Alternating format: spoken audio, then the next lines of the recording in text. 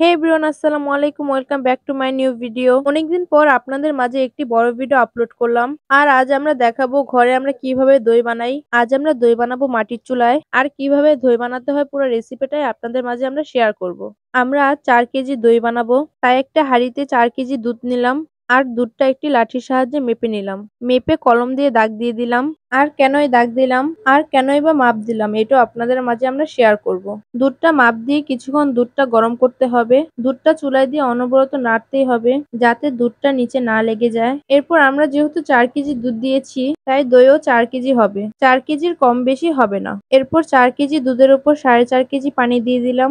এখন আপনাদের প্রশ্ন হতে পারে দুধের উপর পানি দিতে যাব কেন? কারণ দইটা পারফেক্ট বানাতে চাইলে দুধের উপর পানিটা দিতেই হবে। বুঝতে পারছেন না? একটু পরে বুঝতে পারবেন। ভিডিওটা স্কিপ না করে পুরো ফুল ভিডিওটাই দেখুন। যাদের দই জমে না, পারফেক্ট দই হয় না, তারা এই ভিডিওটা ফলো করে যদি বানান ইনশাআল্লাহ তাহলে আপনাদের দইও জমে যাবে। আমরা সবাই জানি দই গরমের দিন ভালো জমে, শীতের দিন জমতে চায় না, তাতে কোনো সমস্যা নেই। এখন তো শীতের দিনই আর আমরা শীতের দিনই তো দইটা বানাচ্ছি। দেখবেন আমাদের দইটা কি সুন্দর পারফেক্ট জমে যায়। আমাদের মাটির চুলার আগুন নিভে গেছে, তাই আমার বোন চুলাটা জ্বালানোর চেষ্টা করছে, বাট চুলা না জ্বলে পুরো ধোঁয়া দিয়ে ভরে গেছে। এরপর আর কি আম্মুকে নিয়ে আসলাম চুলা জ্বালানোর জন্য।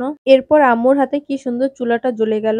মাটির চুলায় কিন্তু অনেক লার্কি লাগে, তাই না? আমাদের এই দুধ জাল দিতে যেয়ে 2 বস্তা লার্কি শেষ হয়ে গেছে। তারপর আমাদের দুধ জাল দেওয়া হয়নি। ফার্স্টে আমরা গরুর 4 কেজি দুধ নিয়েছি হাঁড়িতে। এরপর যে 4.5 কেজি পানি অ্যাড করেছি ওই 4.5 কেজি পানি জাল দিয়ে শুকিয়ে নিতে হবে। লাঠি দিয়ে যে 4 কেজি দুধের মাপ নিয়েছি 4.5 কেজি পানি শুকিয়ে সেই আগের মাপে দুধটা রাখতে হবে। তাতে দুধটাও কমলো না, 4 কেজি দুধ থেকে 4 কেজি দুধই থেকে গেল। আর মাঝখান দিয়ে ওই 4.5 কেজি পানি জাল খেয়ে দুধটা ঘন হলো, প্লাস জাল দিতে দিতে একটি সুন্দর কালারও চলে আসলো।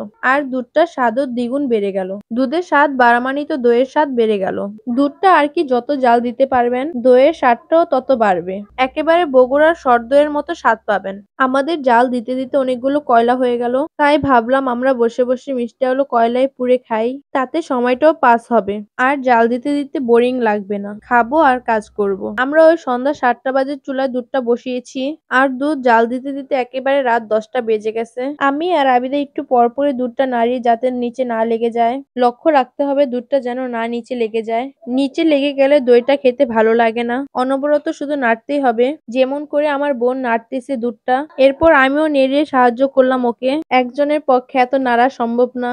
নাড়তে নাড়তে পুরো হাত ব্যথা হয়ে যায়। দুধটা যখন জাল দিতে দিতে 4 কেজি হয়ে যাবে তখন চিনি অ্যাড করে দিতে হবে। 4 কেজি দইয়ের জন্য আমরা 1 কেজির একটু কম চিনি দিয়েছি। এতটুক মিষ্টি আমাদের জন্য পারফেক্ট, তবে মিষ্টিটা আপনারা কম বেশি করে নিতে পারবেন। এরপর চিনি থেকে যে পানিগুলো আসবে সেগুলো শুকিয়ে নিতে হবে। মোট কথা আমরা 4 কেজি দুধ দিয়েছি, 4 কেজি দুধই রাখতে হবে। এরপর সেই মাপ দেওয়া লাঠিটা আবারও নিয়ে নিলাম, যেখানে মাপ দিয়ে দাগ দিয়ে রেখেছিলাম ততটুকুই দুধ করে নিলাম।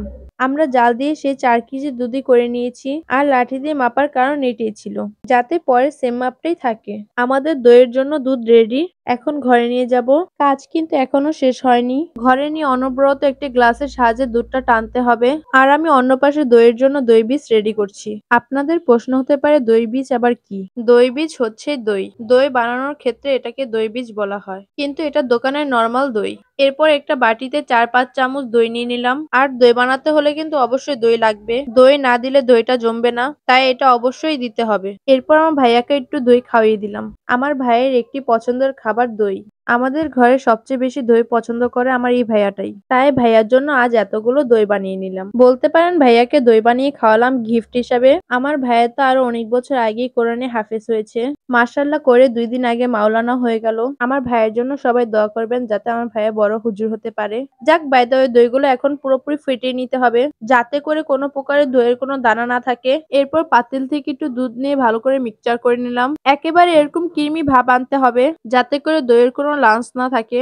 এরপর দইগুলো ওই দুধের উপর ঢেলে দিতে হবে আর দুধটা যেন কুসুম গরম থাকে। একেবারে ঠান্ডা করলেও হবে না, একেবারে গরম করলেও হবে না, একটা আঙ্গুল চুবিয়ে রাখার মতো গরম থাকতে হবে। আই মিন কুসুম গরম থাকতে হবে, তবেই দইটা পারফেক্ট বসে যাবে হাঁড়িতে।